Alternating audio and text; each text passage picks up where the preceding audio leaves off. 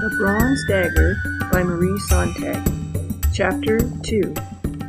Since Enlil's parents didn't approve of strays, whether birds or boys, Enlil advised Sam to wait out the day in his older brother's former bedroom. Enlil went out to make his afternoon deliveries and promised to return before sundown. After an hour, however, Sam grew restless.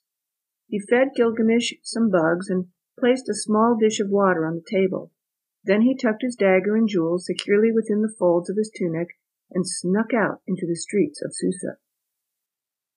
Rays of the late afternoon sun fingered their way through the narrow streets and cast long shadows behind the women hurrying home with market produce. A silversmith's stall caught Sam's attention, and he stopped to admire the craftsman's work. Near the silversmith stood a man dressed in a white linen tunic fastened at the waist by a red sash. Sam had never seen such a well-dressed man before. Sam watched the man in the white tunic give the silversmith a handful of coins. "By the gods, Iggy," said the rich-looking man, "you must be the finest silversmith in all of Mesopotamia."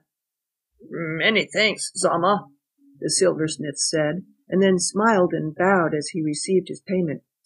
"What's going on in Babylon these days?" Have you not heard?" Zama asked. "The great Hammurabi has erected several black 8-foot-high stone monuments displaying all of his laws. This will force all judges throughout the land to uniformly apply the king's laws and decrees. No longer will judges be able to administer justice based on favoritism or bias." Iggy gasped. "Never has such a thing been done." "So true, Iggy," Zama replied. "Hammurabi believes in justice and does not want any of his subjects to be ignorant of his laws. Now, if only all of his subjects could read." Zama laughed heartily. Iggy leaned closer to Zama and asked, "So, what are some of the king's new laws?" Sam moved behind a large clay statue and continued to listen. "Let me see," said Zama.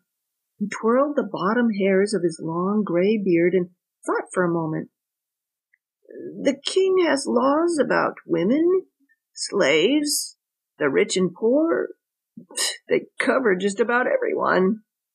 Sam watched Zama pick up a silver statue of the god Marduk, which stood on the table between the two men.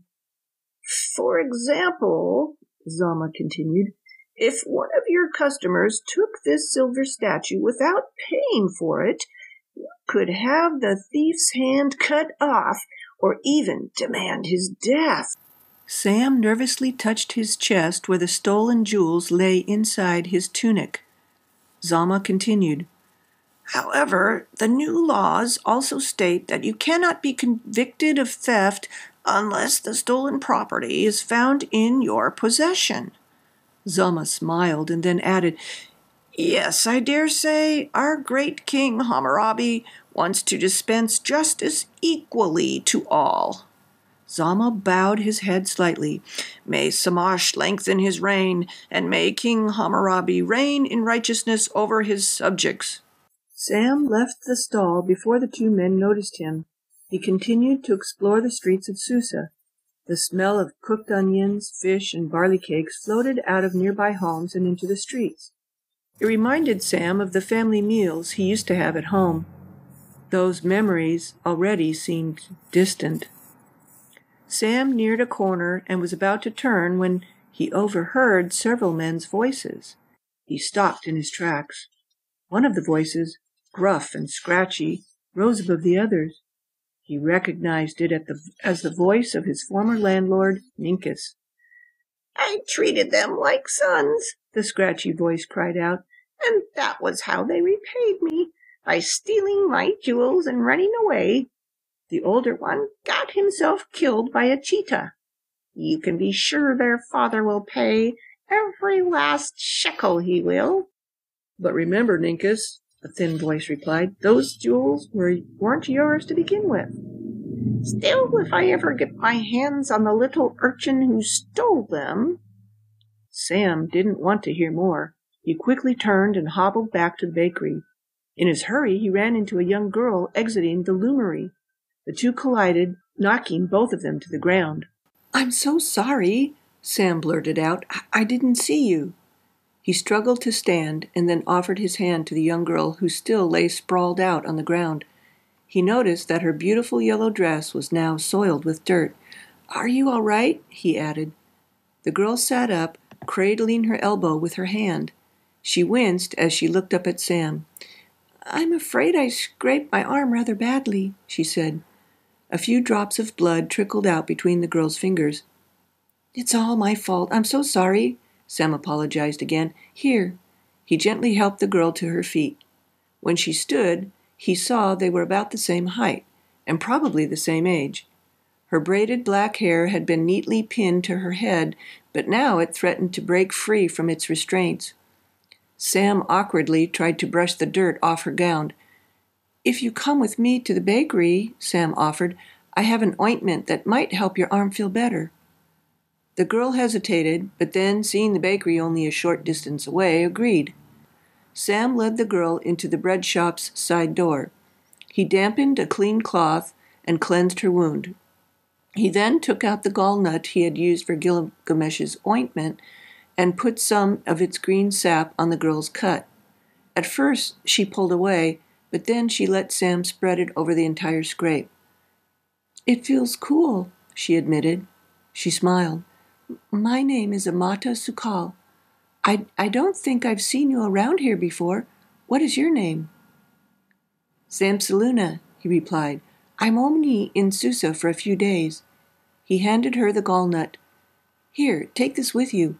Put some of its sap on your cut every day for the next few days." "Thank you," Amata said. "I hope to see you again before you leave." She lowered her head, smiled, and then slipped out the side door. Sam sat down to catch his breath. Was it meeting Amata that made his chest feel tight, or was it because he had almost come face to face with his former landlord, Ninkus? Maybe both. At sunset, Enlil brought Sam a barley cake and a small piece of cooked fish. Sam told Enlil about meeting Amata. He did not, however, tell him about Ninkus. "Amata is the daughter of Balashi, one of Susa's finest Asus," Enlil explained. "And she's rather pretty, isn't she?" Enlil added. Sam felt his face grow hot. I hadn't noticed," he stuttered.